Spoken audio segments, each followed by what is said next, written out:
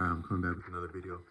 So this video is a general piece of content to add to the body of work, the canon, for lack of a better word, of this channel. But it's also a service to some of the people who have subscribed to the channel, where I've been doing this channel since about November. I think a lot of life is a lot like about breakthroughs and jumping. Like according to Osho, a lot of things are about jumping and breakthrough. So you imagine like you first get a child riding a bike. I can remember that there was a family friend who got me to ride a bike at a young age and was about maybe 3 or 4 years older than me. And then I moved to a different part of the country and had beautiful experiences on that bike, on riding bikes, such as having a close family friend, another close family friend, and his father, who was a Native American man, and he shared many beautiful experiences with me and his son in the Southwest, taking us to various outdoor locations, such as the foothills of a beautiful set of mountains that grace the city that we grew up in, and doing different things in the state we were in, including like swimming in a deep cavernous water holes that would be attended by like a rock face or a cliff that you could jump off of, but you'd have to know how to like tread water to get out of there because there's no lifeguard and life jackets. So he would first take me swimming at the college that he attended, that my parents attended, that was their relationship in the standpoint of us meeting, them both being graduate schools and parents at that time. Um, but then he was, I didn't know what he was. I thought he was just doing something cool with us by like taking us swimming, but actually he wanted to see how comfortable I was in water. So they would have like a warm wading pool, or like a warm pool that was very shallow for like maybe like families, even infants, toddlers, children, or just people that want to get cold or go into deeper water.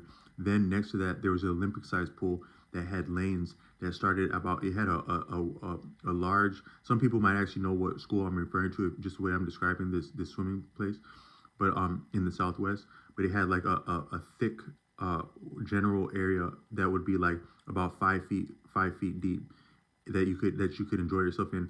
And then it had lanes going broader, like at least like maybe 12 or 24 lanes of swimming. I don't know how many lanes are in an Olympic pool. And then they would get progressively deeper, and then that would go to an actual like diving area that was very deep, like maybe 10 or 12 feet, which is actually where I had got swimming lessons years before that. And so he was exposing me to that, and he just wanted to see how comfortable I was in water. And I was actually very comfortable in water, including like jumping off of diving boards and treading water.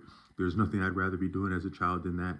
And actually, a lot of people like enjoy eating. Like a lot of people where I live and in life, they really relish eating. Like even people who are very difficult to influence or to like maybe to advertise to or something like that. Most people really relish eating, the experience of eating. And I watched content by someone named Kaiju Kong Wayfinder, also known as Wayfinder, and he had some content where he quoted I think it's Miyamoto, or one of your warriors, who was he was a dueling warrior who fought many successful life and death duels on honor and challenge. And then he lived a period of his life where he just simply reflected on his experiences, because those would be incredible, vivid experiences for a person. So his reflecting on those experiences is an experience in itself. And then he did a little bit of journaling with that. But one thing that he pointed out that has helped me as a person is that there's one of the highest degrees of discipline is valuable, but discipline of appetite, any propensity, any habit, is maybe the highest form of discipline, and that is empowerment, agency, and potence. Is to discipline our appetites, not to not enjoy things, but to have discipline around our appetites. And the standpoint of that is awareness. The foundation of that is awareness. So according to Osho, awareness is the actual fulcrum of control of acquiring something and dispensing with something, and understanding something and experiencing something and enjoying something, and even suffering something and coming through suffering something, overcoming something, all can be appreciated from the standpoint of awareness and discipline. Those might almost be like two wings of a bird, would be awareness and discipline, and what can and can't be done as a consequence of that, or the lack of that. But what he points out, Miyamoto, what Kaiju Kong, also known as Wayfinder, points out, referencing and citing and quoting, I think it's Miyamoto, was the Japanese samurai, traveling warrior, somewhat of a ronin, is that but an outstanding master of sword play, that could demonstrate it upon the penalty of life and death successfully.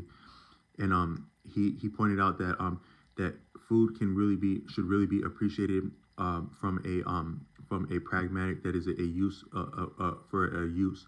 When it gets to the point of indulgence and appetite of feeding indulging appetite, then it runs away, and it's no longer healthy or truly enjoyable like that. But if it's approached from purpose, it's actually more enjoyable and actually manageable from purpose. You might say that about any appetite, including like maybe sensuality, intellectualism, anything. If it's approached from a standpoint of purpose, it can be managed better and also enjoyed better, I think. But so he said we can appreciate food as eating to live and not living to eat. That's a point of strength. So I've actually approached a lot of food like that. So I deliver a lot of food for my work, but I don't get tempted by the aromas of it a lot. A lot of people like, yeah, but I need you to confirm that. Please confirm that, sir. Please confirm it, because they think I'm going to run away with the food. But I'm actually more so not interested in the food, and more so interested in what can be earned serving the food. But some stuff really does smell good, especially I would say like maybe. I've delivered pizza for a long time, and I actually did it in a vehicle that vehicle had a deep, unique smell that it was from thousands of pizzas being delivered in it. And you can't get that out of the vehicle for within about 1 or 2 years, or it takes about 1 or 2 years to get the smell out. But there are every once in a while a handful of foods that really does smell good. But that's only like it's only like if you could say temptation on 100% level, the best of food only compels me about 5 to 10% at most usually, and I have to be hungry. But if you really want an experience to enjoy food, to really connect, some food you connect with, some loving, some experiences, some people you connect with, some food you connect with, and it's a deeper appreciation and relish. It's beyond what could be called relish. Although a lot of people tend to relish and indulge eating as a habit, and it actually, I think that might dilute the experience of eating, because one is that you're jaded by the constant feeding of high tier fancy appetites, but also it might corrode your perception, and that you just simply, it gets dull at a certain point. But I'm not saying food ever gets boring, but it can get dull. But if you actually go swimming, like really work, now you go swimming. I did this was as a child. You really work up an appetite swimming, a deep appetite. So you eat something like a green apple. My mom would bring us apples at that same swimming place sometimes when we get done, and you have not been hungry before, like when you get done swimming. Even if you were to fast, I don't know that you'd be as hungry if you went swimming. Now, if you fasted and went swimming, that would actually be a deep experience. That might be a deep experience.